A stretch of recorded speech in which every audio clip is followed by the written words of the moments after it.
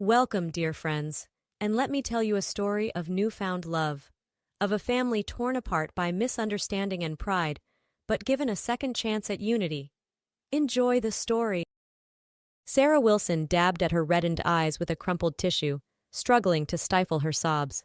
The strong, single mother who ran her own successful bakery and had raised her son John to be a model student was, on this particular evening, unable to speak a coherent word. It had started out as a perfectly ordinary day. Sarah had woken up at 6:30 a.m., half an hour before her son's alarm went off, as was her custom. She padded into the kitchen and cracked a couple of eggs into a sizzling pan, the familiar aromas of butter and breakfast filling the cozy apartment. The tea kettle began to whistle, just as she slid the fluffy omelet onto a plate. Exactly at 7 a.m., the sound of John's footsteps signaled his arrival in the kitchen, punctual as always thanks to his mother's strict upbringing. "Morning, Mom," he greeted, planting a quick peck on her cheek before taking his seat at the small kitchen table. "Good morning, honey," Sarah replied with a warm smile, setting his plate down. "Tea or orange juice today?" "Tea, please," John answered, already digging into his breakfast. As they ate, mother and son discussed the previous day's events and made plans for the evening ahead, a cherished morning ritual that Sarah treasured. With John's evenings often packed with school activities and part-time jobs, these brunches were sometimes the only quality time they had together. "I'm going to the movies tonight," John mentioned between bites. "With Amy." Sarah's smile tightened slightly at the mention of the girl's name. Amy Caldwell had always struck her as a tad too immodest and provocative in her manner of dressing for Sarah's tastes, with her tight low-cut tops and micro miniskirts. But she knew better than to interfere too much in her teenage son's choices of romantic partners. "That's nice, dear," was all she said. "Need any money?" John shook his head. "Nah, I've got enough saved up for my allowance." "What movie are you seeing?" Sarah asked, silently hoping it would be something age-appropriate. John simply shrugged. "I'm not sure. Amy just said she'd pick something." Sarah suppressed a knowing grin, remembering her own youth, when she and John's father Michael would use the movies as a front, spending most of the time making out shamelessly in the back row of the theater. The rest of the day proceeded uneventfully, with Sarah baking cupcakes and cookies for the shop's evening rush while John was at school. It wasn't until 10 p.m. that her world came crashing down with a frantic call from Amy. "Mrs. Wilson!" the girl's shrill voice crackled through the phone. "Oh my God! You have to come quick! We were attacked, and John's been hurt really bad." Sarah's heart seized in her chest. "Attacked? Where are you? What happened?" "We're at Mercy Hospital. Please hurry," Amy cried, before abruptly hanging up. Sarah was out the door and in her car in seconds, peeling out of the driveway with squealing tires. Her normally tame driving suddenly became reckless, ignoring stop signs and red lights, drawing blaring honks and obscene gestures from other drivers. All she could think about was reaching her son. She burst through the hospital's emergency entrance, her disheveled appearance and frantic demeanor immediately drawing the attention of a nurse. "My son was attacked. Where is he? John Wilson." The nurse quickly ushered Sarah to a private waiting room where a distraught Amy sat, tears streaming down her face. "Amy, what happened? Where's John?" Sarah demanded, her own eyes brimming. The girl looked up with red-rimmed eyes. We were just leaving the theater after the movie," she stammered between sobs. "These 3 guys approached us looking for trouble. One of them, he had a knife. He just stabbed John over and over. Oh God, there was so much blood." Sarah felt her knees buckle as Amy's words hit her like a sledgehammer to the gut. She collapsed into the nearest chair, her face drained of all color. A doctor entered the room, his solemn expression confirming Sarah's worst fears. She looked up at him with desperate, pleading eyes. "Mrs. Wilson, I'm afraid your son's injuries are extremely severe," the doctor began gravely. "The knife penetrated several vital organs and damaged his spinal cord. We've done everything we can, but—" He paused, letting the weight of his next words sink in. "I need you to prepare for the worst." "No," Sarah whispered, shaking her head in disbelief. Hot tears spilled down her cheeks as her body was racked with sobs. "No, please God, no. Not my baby boy." She clutched at the doctor's white coat, her knuckles white. "Please, Doc, you have to save him. Name your price. I'll pay anything. I'll sell everything I own, just please don't let my son die." The doctor gently pried her hands off and pulled her into an embrace, his own eyes glistening with sympathy. "Mrs. Wilson, money isn't the issue here. It's about how his body responds to the trauma, massive internal injuries like these." He didn't finish the thought. "Can I see him? Please, I need to say goodbye," Sarah begged, her voice choked with anguish. Nodding solemnly, the doctor led the distraught mother to the intensive care unit where John lay unconscious, tubes and wires snaking out of his frail body. The incessant beeping of the machines monitoring his faltering vitals was the only sound in the cold, sterile room. Sarah collapsed into the chair beside his bed, taking his limp hand in hers as she stroked his pale cheek. "My beautiful boy," she whispered brokenly. "Mommy's here, honey. I'm so sorry." After an eternity of gasping sobs and whispered endearments, Sarah finally tore herself away, planting one last kiss on her son's clammy forehead.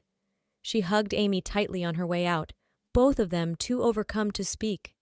It was outside the hospital entrance where Sarah's life took an unexpected turn. A wizened old woman in tattered rags abruptly stepped into her path, studying her with clouded eyes. "You must find the boy's father," the gypsy woman proclaimed in a thick Romani accent. "Bring him here.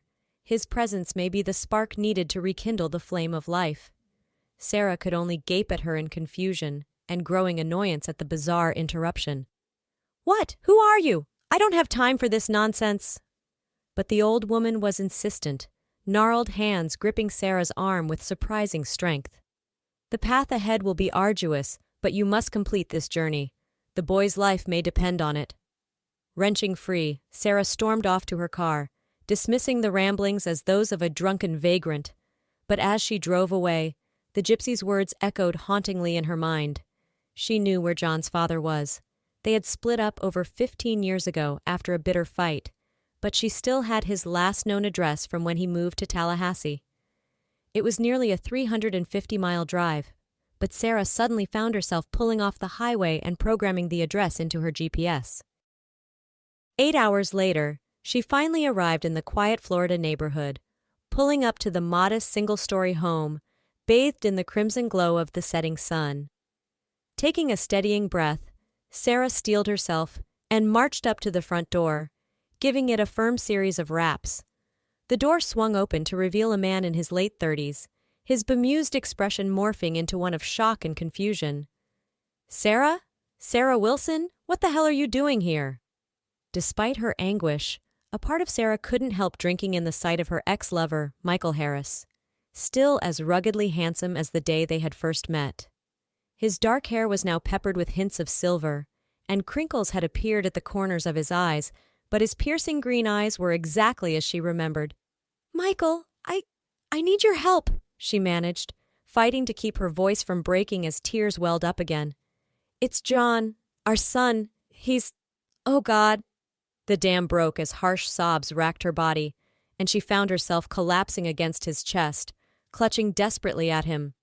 Michael's arms instinctively went around Sarah, holding her trembling form against him as she poured out her anguish. He guided her inside, settling them both on the couch as she struggled to regain her composure enough to explain. "John was attacked," she finally choked out between ragged breaths. "Stabbed multiple times. The doctors, they're not sure if he'll make it." Michael's handsome face drained of all color as the words hit him like a sucker punch to the gut. "Oh my God. No, please, no." Seeing the anguish and fear mirrored in his eyes, the very eyes that John had inherited, Sarah felt her own parental torment compounded tenfold. She had deprived Michael of watching their son grow up over a stupid misunderstanding and stubborn pride. "Michael, I'm so sorry," she whispered brokenly. "I never should have kept him from you. You had a right to be there, to be his father."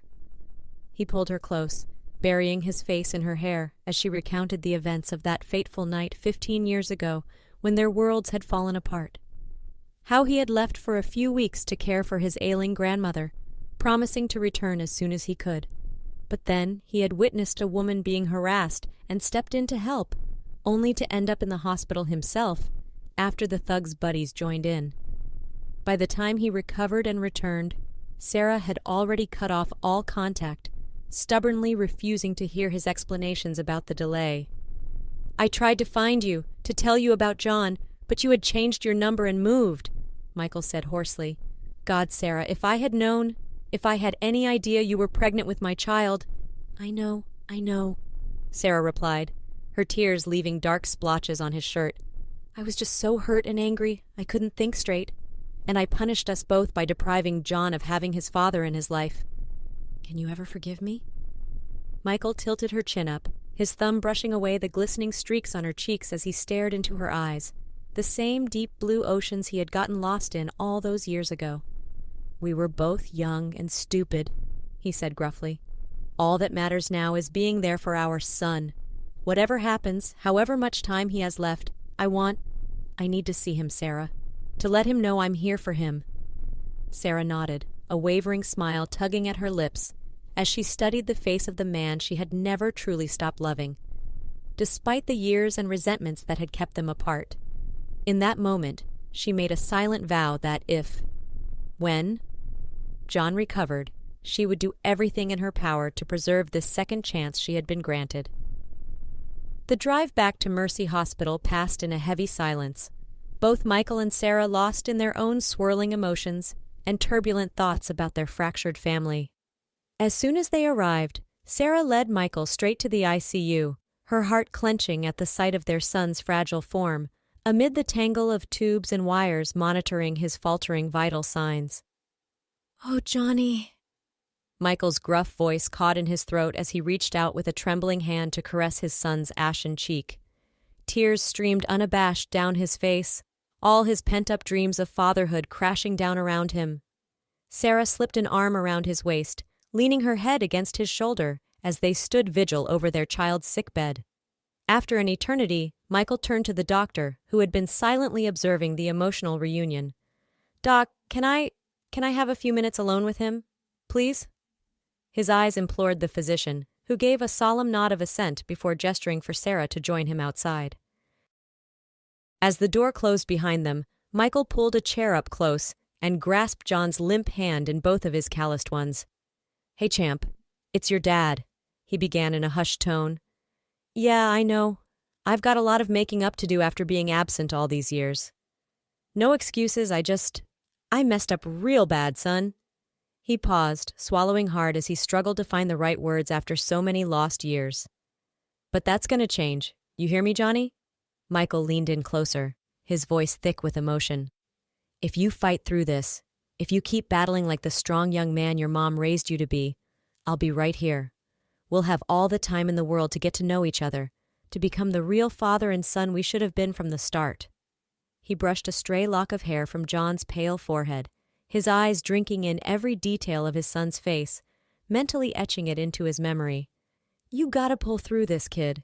Your mom, she's been through enough, raising you all on her own while I was off being a selfish jackass. She needs you, and God help me, I need you too, son. More than I could ever put into words." Michael's shoulders began to shake with suppressed sobs as he poured out over 15 years of paternal hopes, dreams, and regrets in a hushed torrent to his unconscious child. "I'll be the dad you deserved from day one. We'll do all the father-son stuff, throw a baseball, go camping. I'll even sit through your dumb school plays if you want." A watery chuckle escaped his lips. "Whatever it takes to make up for the lost time, just don't leave me now that I finally found you both. Please, Johnny. Please fight. I love you, son." He finally fell silent, slumping in the hard plastic chair, one hand still gripping John's while the other shielded his eyes as he wept unabashedly. It was how Sarah found him nearly an hour later when she peeked in, her own eyes shimmering with renewed hope at the tender, raw scene between father and son. Outside in the stark waiting room, Sarah found Amy still keeping her lonely vigil, red-rimmed eyes downcast. The poor girl looked up with a heartbreakingly hopeful expression as Sarah approached. "Mrs. Wilson, any change?" she asked hesitantly. Sarah shook her head, feeling a pang of sympathy and guilt for the trauma this girl had endured by association with her family's turmoil. She gathered Amy up in a motherly embrace, stroking her disheveled blonde curls in a comforting gesture. "Not yet, honey. But we just have to stay strong and keep praying for a miracle," Sarah murmured. "This isn't your fault at all. John's a tough kid. He'll pull through this."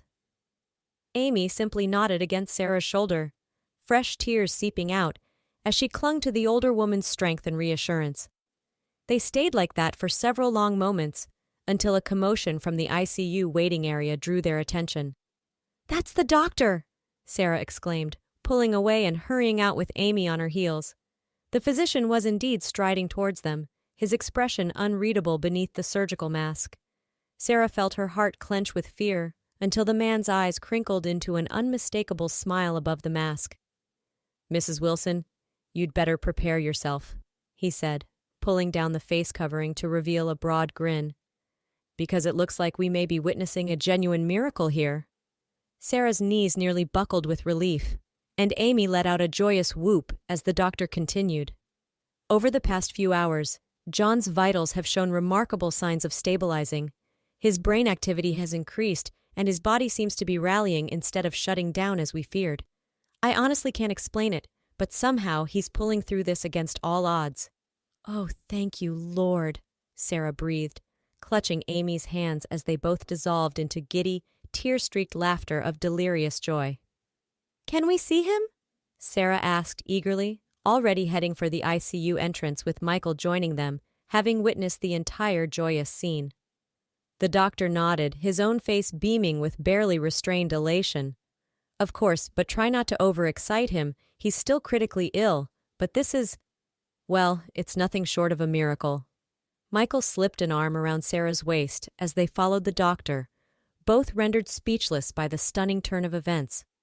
All those years of bitterness and regret had led them to this precipice, this second chance they had been granted to rebuild their family. As they reached John's bedside, Sarah leaned her head against Michael's sturdy chest, profoundly grateful for the wise words of that strange gypsy woman. Over the next few days, John's condition continued to improve at a remarkable rate that left the medical staff shaking their heads in amazement. Michael and Sarah were a constant presence at his bedside, holding vigils and murmuring quiet words of love and encouragement. Finally, one crisp autumn morning nearly a week later, John's eyes fluttered open, his gaze unfocused at first, before settling on the two figures leaning over him with matching expressions of tearful relief. "Mom," he croaked out, his voice little more than a dry rasp. "What happened?" "Shh, it's okay, honey," Sarah soothed, gently stroking his brow as she blinked back grateful tears. "You're in the hospital, but you're going to be just fine. You gave us all quite a scare there for a while." John's brow furrowed in confusion as his eyes landed on the second figure, a vaguely familiar man with kind green eyes that matched his own. "Who?" Michael stepped forward, clearing his throat nervously as he took his son's hand. "Hey, champ. I'm your dad, Michael Harris." John's eyes widened in shock and bewilderment as decades of questions were suddenly answered. Sarah squeezed Michael's arm in a silent show of support. "I know I haven't been around, and there's no excuse for that," Michael continued gruffly. "But I'm here now, son, and I'm not going anywhere if you'll have me." He searched John's face apprehensively, fearing rejection after so many years of abandonment. But slowly, wonderingly, John's features melted into a warm smile as he gave his father's hand a weak squeeze. I'd like that, Dad," he replied, his voice thick with emotion. In that moment, Michael felt like the luckiest man in the world. Over the next couple of weeks, father and son began to tentatively bond and rebuild the connection that had been denied them for so long. Michael regaled John with stories from his own troubled youth, as well as hilarious anecdotes about Sarah that had the boy laughing despite his pain. For her part, Sarah simply drank in the sight of her two men getting to know each other, her heart swelling with joy. The turning point came one sunny afternoon, when Amy stopped by for a visit, her usual bubbly demeanor subdued with lingering guilt over the attack. Michael and Sarah tactfully excused themselves, allowing the young couple some privacy. In the hallway, Michael took Sarah's hands in his, staring deeply into the eyes that had haunted his dreams for over 15 years. You know, we've been given a second chance here, he murmured gruffly. Most people don't get an opportunity like this to hit the reset button on their biggest mistake. Sarah felt her breath catch in her throat as she registered the intensity of his gaze, the undeniable spark that still crackled between them after so much time and turmoil. Are you saying you want to give us another try? She asked hesitantly, desperately trying to guard her heart, even as it fluttered with long-suppressed hope. Michael reached up to tuck an errant strand of hair behind her ear, his calloused fingertips ghosting along the line of her jaw as he leaned in closer. I'm saying I never stopped loving you, Sarah Wilson, he rumbled. Not for a single day in the past 15 years. And I'll spend the rest of my life making it up to you and John if you'll let me. He moved in for a long-awaited kiss, but Sarah placed a hand on his chest, her eyes shimmering with unshed tears of joy, even as she shook her head ruefully. After all this time, all the mistakes and heartache we've caused each other, you'd think I'd know better than to let you sweet-talk me so easily, she chided with a watery smile. But I'm too old and too wise now to keep impeding other people's happiness, especially my own. This time it was Sarah who initiated the searing kiss, pulling Michael flush against her as she melted into his embrace, effortlessly rekindling the smoldering embers of desire that had never fully died between them, despite everything.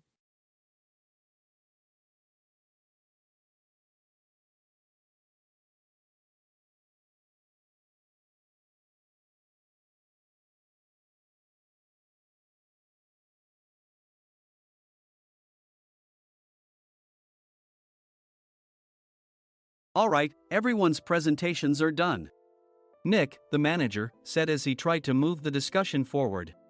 Excuse me, I haven't. I recently found out something. Nick interrupted me and began to speak. There's apparently someone in this department who didn't graduate high school and is just a part-timer. Meetings should be for employees only. Absolutely right. His lackey, Mike, of course, agreed with Nick. I'm leaving. After leaving the meeting room, I started to shut down my computer. I noticed that an email had arrived, not in my personal inbox, but in the company's shared email. Thinking, there's no point in speaking up, no one will listen, I went home quietly. The next day, I heard a commotion from Nick's desk. He was staring at his computer screen, his face pale. Nick? Is something wrong? Mike looked at the screen with him. And he turned even paler than Nick. Why is he so angry? Knowing the reason for Mike's distress, I thought to myself, serves them right. My name is Adam.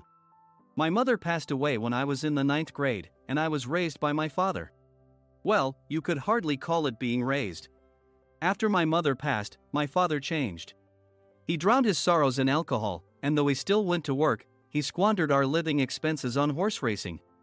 Because of that, I had to start working part-time as soon as I entered high school. Every month, I went to the convenience store with bills in hand that couldn't be auto-deducted from my father's account. Even though I endured it because I didn't want to be alone, I reached my limit in my second year of high school and dropped out. I found a live-in job at a distant inn. Thank you for everything. The day I left home, my father, still staring at the TV, spoke. Take care. That was our last conversation. Back then, 18 wasn't the age of majority, so I needed my father's permission to work, and I couldn't hide my place of employment. Yet, my father never visited me even once. I kept working just to survive, and before I knew it, I was 42. Years of hard work paid off, and I was transferred to the headquarters. I was thrilled to be recognized by the company, as I thought I'd be working in the field until retirement due to my lack of formal education. Listen up. Our work can change the future of our employees. Don't drag us down. On my first day after the transfer, Nick, dressed in an expensive suit, spoke sternly. There was a reason for this. Our inn was located in a prominent tourist destination, known so well that everyone in the state could sing its commercial jingle. At its peak, we had 5 locations within the state. But that was long ago. Due to financial difficulties and aging facilities, only the place where I had worked for many years and the original establishment remained. I was prepared to lose my job anytime, but now there was a glimmer of hope. With the rise of social media, the tourist area where the inn was located started gaining attention again. Depending on how hard the sales department, where I was transferred, worked, we could either thrive or be forced to give up this prime location to the new hotel chains continuously popping up. For Nick, who had switched careers from another industry to strengthen our sales, this was a battle he couldn't afford to lose. I understood why he had to be strict. "I will do my best." Nick sneered at my enthusiastic declaration. "Did you not hear what I said?" "I'm sorry." I thought I was listening carefully. Out of habit from years of customer service, I apologized reflexively, though I had no idea what had offended him. Someone was watching me with a smirk. In this department, there are those who are expected to excel and those who have been shoved here because they have nowhere else to go. You are the latter. It was Mike, the section chief. He's 7 years younger, at 35. But he was called to headquarters much earlier than I was and had been moving around within the headquarters ever since. I'm not jealous, but I can't accept that he's my boss. Graduating from a prestigious university, he has an unusually high pride and caused many problems as a newbie, making things very difficult for me when I was the front desk leader. When I found out Mike was transferred to the sales department a month before me, I was disheartened. Mike is right. With just a middle school diploma, there's not much you can do. Don't even think about achieving results. As if I didn't exist, Nick remarked, "I'm thirsty." Mike eagerly ran to the coffee maker. It seems Mike is Nick's lackey. I regretted being happy about my transfer to headquarters, wishing I had stayed on site forever. Send a direct mail to every company on this list by the end of the day. Nick only assigned me tasks that even a new graduate could handle. What? There are over 1,000 companies. You want me to send to all of them by today? Yes, if you and your fellow misfits split the work, even those with nowhere else to go should finish by today. I glanced at the employees typing away expressionlessly. They were worn out from customer service, only thinking about leaving on time, or were women reassigned after having children, with zero motivation for work. Even Sam, a new graduate from the same university as Mike, who was supposed to be among the expected achievers, had no enthusiasm for the job, having joined the company wanting to do customer service. "I don't care what they say, I plan to quit any time," he said. Only Nick and Mike were highly motivated, making all the decisions between the two of them. I originally only wanted to work at the inn to survive and had no particular attachment to this job. I swallowed my words, thinking I had no right to reprimand them. About a month after the transfer, Nick told us with a frustrated look. "To commemorate the 50th anniversary, we've decided to create a plan exclusive for one group per day. Originally, Mike and I were supposed to come up with it, but our president, Mr. Thompson, insists on hearing everyone's opinions. So, you all get a chance." As Nick explained, Mike began handing out prints. Make sure not to embarrass Nick. If your ideas are half-baked, you'll have to redo them. It seemed that they had printed his handwritten notes by Mr. Thompson, which included several questions and a section for free responses. It made sense why Nick had to seek our input, given that all responses had to be submitted to Mr. Thompson. We were given a week to think about it, and a meeting was scheduled to compile our ideas. My plan is to let guests enjoy both the old and modern America. Nick began the presentations. Guests would watch a master confectioner at a nearby traditional sweet shop make sweets in front of them. The welcome drink would be premium tea in a bottle. Nick's plan was certainly attractive. After his presentation, Nick called on us to present in the order we were seated. Just as I stood up for my turn. "All right, everyone's presentations are done." "Excuse me, I haven't. I recently found out something." Nick interrupted me. "There's someone in this department who didn't graduate high school and is just a part-timer." He was likely talking about me. I joined the company as a part-timer and was made a full-time employee when I turned 20. That was 20 years ago, so Nick and Mike probably had no chance to know until recently.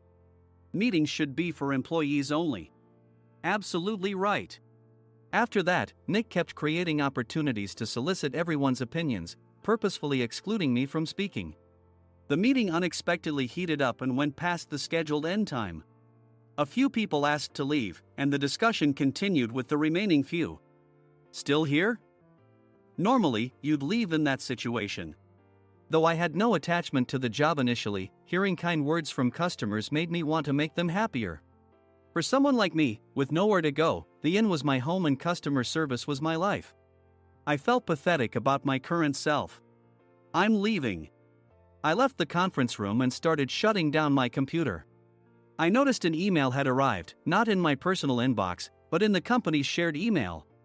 Thinking no one would listen to what I had to say anyway, I quietly went home.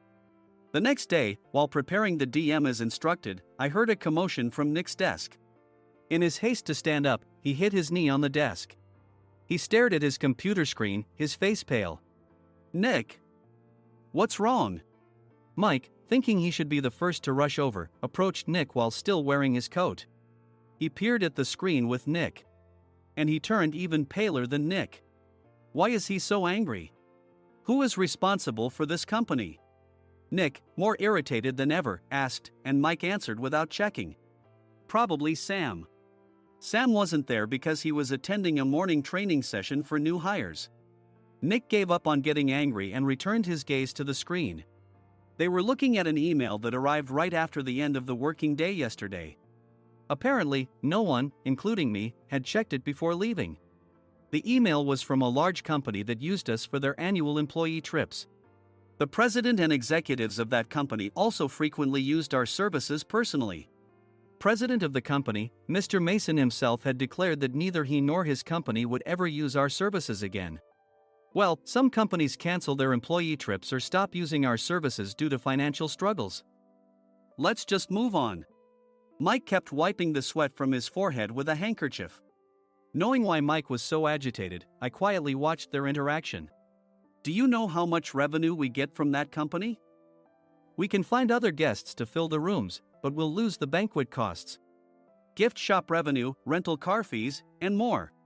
Moreover, the gifts were supposed to be prepared by the traditional confectionery shop involved in Nick's proposed plan.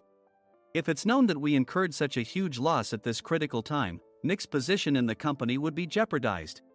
Nick took a deep breath, seemingly trying to calm himself. All right, Mike. Go to New York right now and apologize to Mr. Mason. What? You're coming with me, right? I have urgent work to do. I trust you, which is why I'm entrusting this to you. Please. Mike, believing Nick's sincerity, agreed with a determined look on his face, saying, yes. That's Nick for you. Even if Mike went to apologize, Nick would shift all the blame onto him if the client didn't change their mind. Well, it was Mike's fault to begin with, so it served him right. About 3 hours later, Sam answered a call from somewhere and repeatedly apologized, saying, I'm very sorry. Everyone watched to see what was happening. After ending the call, he informed Nick with a weary tone. When Mike arrived at the client's company, he only made things worse, further infuriating Mr. Mason. He was demanding, get his boss here immediately. It was no wonder Sam was exhausted, dealing with such a call right after returning from training. What is that idiot doing? All right, Adam, you're coming with me. If sacrificing Mike didn't work, then I must be next. Normally, I'd want to refuse at all costs, but I saw an opportunity in this situation. If I can be of assistance, I'd be happy to join you. I obediently followed Nick, and we flew to New York. When we introduced ourselves at the reception, it became clear how serious the situation was, as the receptionist personally escorted us to the president's office. Angry voices leaked through the door, making both Nick and me uneasy. Excuse me. I'm Nick, the supervisor. I understand my subordinate has caused you trouble, and I deeply apologize. Nick, with his experience in the corporate world, knew enough to offer an apology before excuses. However, his customer service skills left much to be desired. I sighed as I saw Mike trembling like a small dog in the corner of the room. What kind of training are you giving your subordinates? Mr. Mason glared at Nick with a red face. The intensity of his gaze made even Nick take a step back. Regrettably, I joined this company only 2 years ago and was unaware of Mike's issues. I should have identified his shortcomings sooner. Indeed. I should have realized sooner. No sensible person would come to apologize and then give a lengthy presentation on the drawbacks of not using their inn. Nick froze, his mouth slightly open. Suspecting the worst, I picked up the documents that had fallen to the floor. It seemed Mike hastily prepared these documents on the plane, listing the disadvantages. Disadvantage 1: if you change the venue for the company trip, employees might suspect it's for cost-cutting reasons, leading to a negative impression. Reading it aloud half-jokingly, Nick snatched the papers from my hand and checked the contents with a furious expression. Among the stack of documents was a receipt from a nearby convenience store's copy machine. I felt a pang of dread, hoping he hadn't shown the receipt as well. What do you think he said when I asked what kind of nerve he had to do this? I'm very sorry. Faced with the dire situation, Nick must have thought there was nothing left to do but apologize. In a voice smaller than I'd ever heard from him, he uttered words of apology. He said, "I'm a Harvard graduate. I don't believe I said anything wrong." Mike! What have you done? Forgetting his plan to pin the blame on Mike, Nick yelled loudly, even in front of Mr. Mason. "I didn't do anything wrong." "You're still saying that? Look at him." Mike pointed at me with a shaking hand. "I was assigned to headquarters in my 20s and now I'm a section chief. This guy only made it to headquarters at 42. Everything I've done proves I was right. So why are we losing the contract?" Having said his piece, Mike collapsed to the floor. "Of course.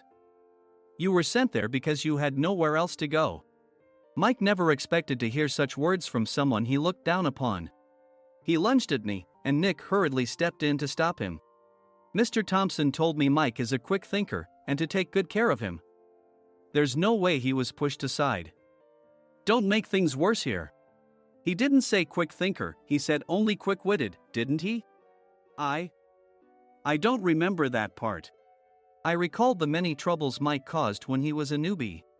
When Mike was on the front line, his pride was so high that he never apologized to customers. Customer service, especially in our job, doesn't work alone.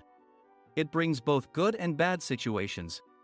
If the front staff or housekeepers made mistakes, or the cleaning company didn't properly clean a room, one had to apologize to the customers regardless of personal fault.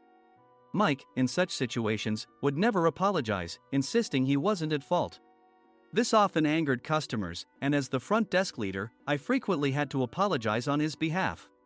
He caused complaints and disrupted operations, which is why he was quickly moved to headquarters. In departments where he didn't interact directly with customers, his quick thinking was beneficial and things went well. But it seemed his flaws were starting to show. Corporate reservations are supposed to be entered into the system by the sales representative. But a quick check yesterday revealed that more than 10 items were missing from the client's reservation. The handover document clearly stated what needed to be prepared. Why didn't you enter it into the system? Why do we have to give them special treatment? Filling rooms near the banquet hall, setting up all the food in advance. Specifying the brand of wine, they're too demanding. No wonder he always angered customers, I thought, feeling a headache coming on. Grouping them in rooms near the banquet hall is for our benefit too. It makes it easier for the staff to set up beds and serve breakfast since everyone's schedule is synchronized. As for the other requests, Mr. Mason suggested them to lighten our load. I didn't know that. Nick finally seemed to realize that Mike was the one who had angered the client. What did you say to them? I just told them we wouldn't give them special treatment anymore. We shouldn't waste effort on things that don't bring in money. I was utterly exasperated at his lack of understanding of customer service. Of course, we shouldn't comply with unreasonable demands. But carrying over successful practices from past stays makes customers feel remembered and enhances their experience. Good memories encourage repeat visits. That's part of our job. I looked down at Mike, who was sitting on the floor. In our job, nothing is a waste. Mr. Thompson likely moved you to the sales department, hoping you'd finally understand this. How do you think he feels now that you've failed to meet his expectations? Mike, tears in his eyes, fled the president's office. I was amazed he still hadn't apologized. You have it tough, Adam.